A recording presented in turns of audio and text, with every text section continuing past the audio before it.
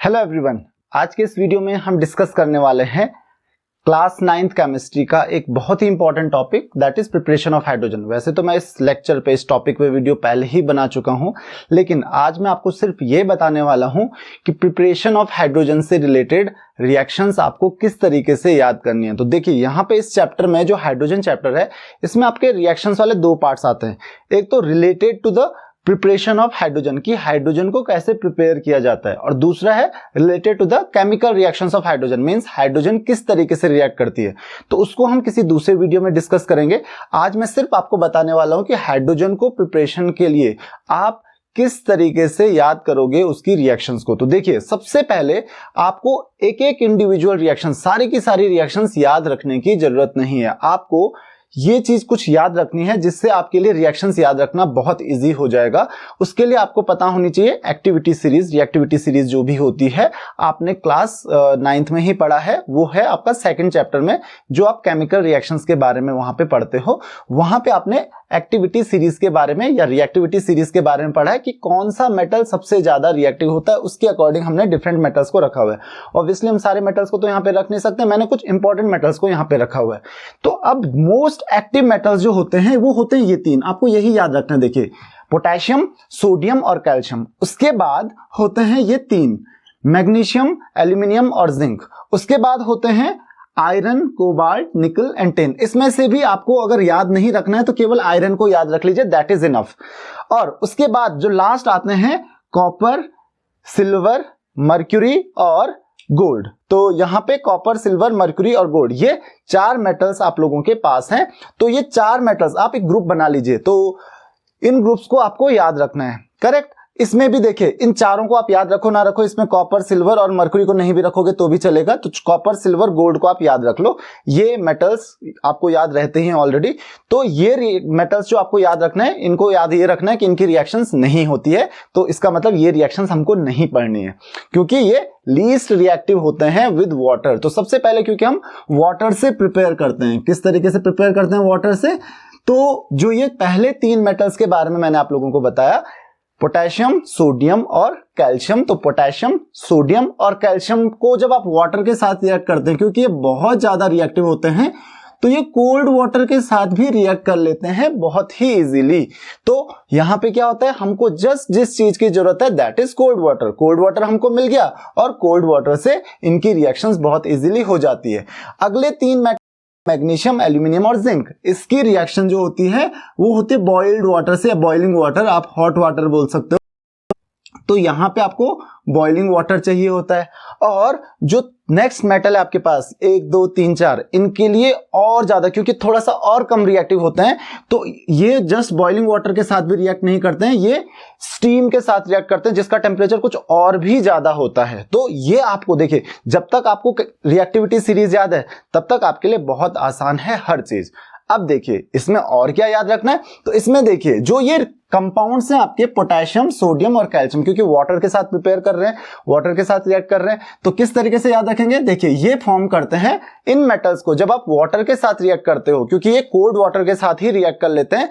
तो potassium plus water, तो ये फॉर्म करते हैं करस्पॉन्डिंग हाइड्रोक्साइड्स। अब देखिए उसके लिए आपको लैंग्वेज ऑफ केमिस्ट्री बहुत अच्छे से आना चाहिए, कंपाउंड्स के फॉर्मूले आपको याद होने चाहिए, अदरवाइज रिएक्शंस याद करना आपके लिए डिफिकल्ट हो जाएगा।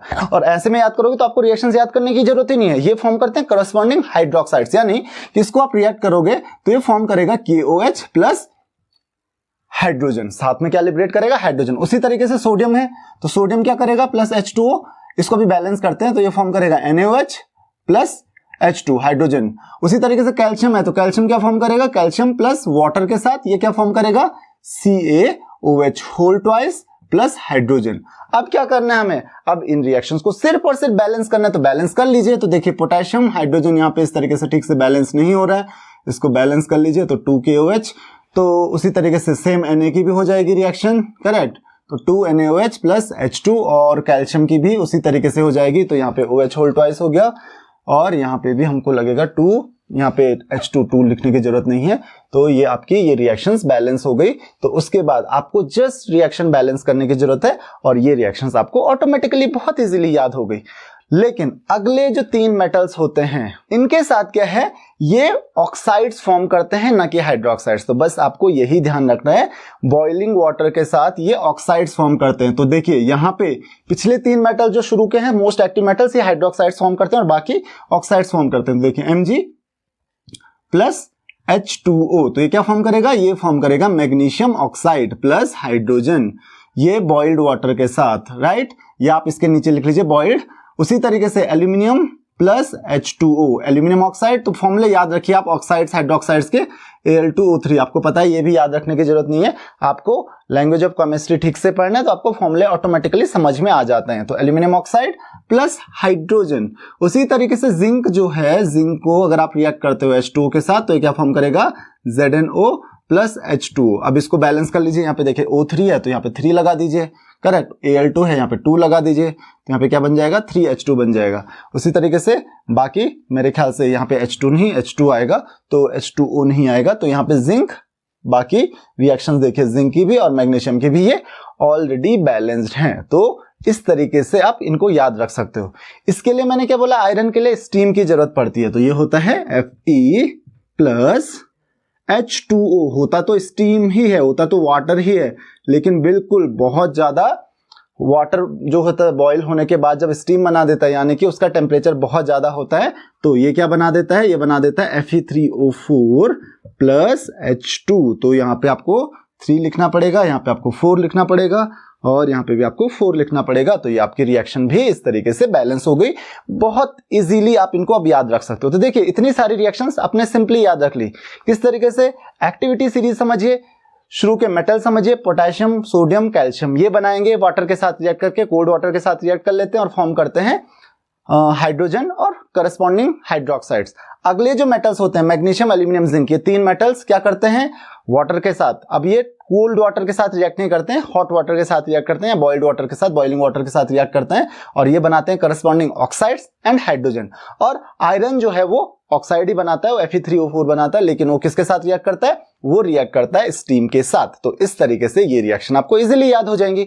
अब जो नेक्स्ट रिएक्शंस आती हैं, क्योंकि मेटल्स को जब आप एसिड्स के साथ पता होगा, मैंने आपको ये चीज कई बार बताई है कि मेटल्स कभी भी एसिड्स के साथ रिएक्ट करते हैं तो मेटल्स एसिड्स के साथ रिएक्ट करके लिबरेट करते हैं हाइड्रोजन, और वो भी कौन, एक्टिव मेटल्स। तो उनमें ये एक्टिव मेटल्स, ये 3 मेटल्स ले लीजिए आप, ये काफी इंपॉर्टेंट मेटल्स हैं। वैसे और भी मेटल्स करेंगे, सारे मेटल्स करेंगे, तो कोई भी मेटल एक्चुअली में आप ले लीजिए। तो बेसिकली ये 3 मेटल्स हम यूज करते हैं क्योंकि उनकी रिएक्शन थोड़ा सा ज्यादा वायलेंट होती है, तो आपको पता है इनको जनरली हम यूज नहीं करते हैं। तो जैसे Zn प्लस H2SO4, एसिड भी कोई सा भी ले लीजिए, सल्फ्यूरिक एसिड, हाइड्रोक्लोरिक एसिड, तो क्या फॉर्म करेगा, ये करस्पॉन्डिंग सॉल्ट फॉर्म करेगा। देखिए ZnSO4 प्लस हाइड्रोजन। उसी तरीके से आपको Mg करना है, Mg प्लस H2SO4 की जगह मान लीजिए HCl ले लीजिए, तो क्या फॉर्म करेगा, मैग्नीशियम क्लोराइड। बस आपको फॉर्मूले पता होना चाहिए। तो मैग्नीशियम क्लोराइड प्लस हाइड्रोजन, अगर HCl होगा तो क्लोराइड फॉर्म करेगा और अदरवाइज क्या फॉर्म करेगा, अगर सल्फ्यूरिक एसिड होता तो सिर्फ जिंक सल्फेट फॉर्म करेगा। अगर मैग्नीशियम के साथ H2SO4 होता तो मैग्नीशियम सल्फेट फॉर्म करता और साथ में हाइड्रोजन फॉर्म होती है। तो आपको इस तरीके से याद रखना है। तो ये किसके साथ रिएक्शन है, एसिड्स के साथ। तो एसिड्स के साथ अगर आप रिएक्ट करते हो मेटल्स को, तो हाइड्रोजन कैसे प्रिपेयर होती है, हाइड्रोजन तो प्रिपेयर होती ही होती है, साथ में उन मेटल्स के सॉल्ट बन जाते हैं। नेक्स्ट जैसे इसका भी देख लीजिए, और कौन है हमारे पास, जैसे Al है तो Al प्लस HCl, तो Al प्लस HCl क्या बना देगा, AlCl3 प्लस H2। अब इसको बैलेंस कर लीजिए, यहाँ पे 3 आ गया तो यहाँ पे 2 लगाना पड़ेगा ताकि वो 6 हो जाए, इवन आ जाए। तो यहाँ पे भी हमको 6 लगाना पड़ेगा, तो 3H2 हो जाएगा। तो इस तरीके से आप रिएक्शंस को बैलेंस कर सकते हो। बहुत ही आसान तरीके से आप इन रिएक्शंस को याद रख सकते हो। तो ये कुछ रिएक्शंस हैं आप लोगों की जिनको आप याद रख सकते हो। इसके अलावा केवल एसिड्स के साथ ही नहीं, बेसिस के साथ भी रिएक्शंस होती हैं। तो बेसिस के साथ वाली जो रिएक्शंस हैं उनको किस तरीके से याद रखना है वो भी मैं आपको समझा देता हूं। और बेसिस के साथ सारे मेटल्स रिएक्ट नहीं करते हैं, बेसिस के साथ कुछ मेटल्स रिएक्ट करते हैं, उनका आपको नाम ध्यान रखना है। कौन कौन से मेटल्स हैं वो, एक तो है एल्यूमिनियम, एक है जिंक, एक है लेड। ये 3 मेटल्स मोस्ट इंपॉर्टेंट हैं जो बेसिस के साथ रिएक्ट करते हैं। बेसिस यानी कि जैसे सोडियम हाइड्रोक्साइड, तो ये जब बेसिस के साथ रिएक्ट करते हैं, फॉर एग्जांपल देखिए aluminium plus NaOH sodium hydroxide के साथ ये रिएक्ट करता है, तो ये क्या फॉर्म करता है, ये फॉर्म करता है, देखिए ध्यान से देखिए, NaAlO2, इसको हम बोलते हैं सोडियम एल्यूमिनेट। तो ये एल्यूमिनेट अजीब तरीके के सॉल्ट्स बनाते हैं जिनको आप क्या बोलते हो, कॉम्प्लेक्स सॉल्ट्स बोलते हो, तो ये कॉम्प्लेक्स सॉल्ट्स बनाते हैं। तो यहाँ पे आप चाहो तो इसको बैलेंस कर लीजिए, प्लस हाइड्रोजन गैस इसने लिबरेट कर ली। जिंक के साथ भी सेम रिएक्शन होती है, Zn प्लस यहाँ पे 2 लगा लीजिए आप इसको बैलेंस करने के लिए। Zn प्लस क्या चाहिए हमको, अगेन यहाँ पे NaOH आप यूज कर सकते हो, तो ये क्या बनाएगा Na2ZnO2 plus H2 hydrogen gas liberate करता है। और लेड के साथ करोगे तो Pb plus 2NaOH same reaction होती है, तो that is Na2PbO2 plus H। तो ये देखिए करस्पॉन्डिंग सॉल्ट्स बनाते हैं, इसका नाम है सोडियम जिंकेट, सोडियम जिंकाइट, और इसका नाम है सोडियम प्लम्बाइट। तो जिंकाइट, प्लम्बाइट और एल्यूमिनेट 3 तरीके के सॉल्ट्स बनाते हैं। तो आई होप कि बेसेस वाली रिएक्शंस भी आपको याद हो गई होंगी। बेसेस में यही 3 मेटल्स होते हैं। एसिड्स में कोई भी मेटल आप यूज कर सकते हो, यहां तक का ये जो होते हैं ये एसिड्स के साथ भी रिएक्ट नहीं करते हैं इजीली। तो ये 3 आप यूज नहीं करने वाले हो। यहां तक के मेटल्स कोई भी यूज कर लो, कोई सा भी यूज कर लो, सबके साथ रिएक्शन होगी। बस आपको उसकी वैलेंसी पता होना चाहिए ताकि आपको उसका सॉल्ट पता होगा किस तरीके से बनेगा और हाइड्रोजन किस तरीके से लिबरेट होगी। जैसे कि आयरन है, तो आयरन में ध्यान रखिए, जैसे आयरन करता है, जैसे आयरन को आप H2SO4 या HCl के साथ रिएक्ट करते हो तो ये फॉर्म करेगा FeCl2 plus hydrogen gas liberate करेगा। तो ध्यान रखिए यहां पे जब ये एसिड के साथ रिएक्ट करता है तो इसकी जो सॉल्ट होती है, इसके जो सॉल्ट्स होते हैं उनकी जो वैलेंसी होती है वो +2 होती है। तो ये भी आप लोगों को ध्यान रखना है। तो आई होप कि आपको ये रिएक्शंस समझ में आ गई होंगी। इसके अलावा मैन्युफैक्चरिंग जो होती है बॉश प्रोसेस से, तो वो मैंने आपके लिए एक सेपरेट वीडियो बनाया है। अगर आपने वो वीडियो नहीं देखा, मैं डिस्क्रिप्शन में लिंक दे देता हूँ, वो वीडियोस आप आराम से देख सकते हो। तो आई होप कि आपको ये वीडियो समझ में आ गया होगा और आपको ये समझ में आ गया होगा कि आपको रिएक्शंस किस तरीके से याद रखनी है। तो this is all in this lecture. अगर आपके कोई भी क्वेरीज हैं, कोई भी डाउट्स हैं, तो आप मुझे कमेंट्स में पूछ सकते हैं, फेसबुक, इंस्टाग्राम पे भी पूछ सकते हैं।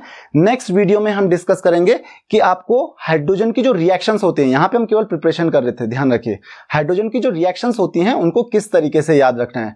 तो आपको देखिए छोटे छोटे पार्ट्स में डिवाइड कर देना है और उन पार्ट्स को किस तरीके से याद रखना है वो ध्यान रखना है। अगर आप एक एक इंडिविजुअल रिएक्शन को याद रखोगे, याद करने की कोशिश करोगे, बेसिकली वो डिफिकल्ट होता जाएगा। तो वो ना करके एक ट्रेंड समझिए कि किस तरीके से हाइड्रोजन बनता है, किस तरीके से वाटर डिफरेंट मेटल्स के साथ रिएक्ट करता है, किस तरीके से एसिड्स मेटल के साथ रिएक्ट करते हैं, किस मेटल के साथ करते हैं, किसके साथ नहीं करते हैं, और किस बेस के साथ कौन से मेटल्स रिएक्ट करते हैं। तो यहाँ पे आप सोडियम हाइड्रोक्साइड की जगह जैसे पोटेशियम हाइड्रोक्साइड भी यूज कर सकते थे। तो ये आपको ध्यान रखना है। So see you in the next lecture.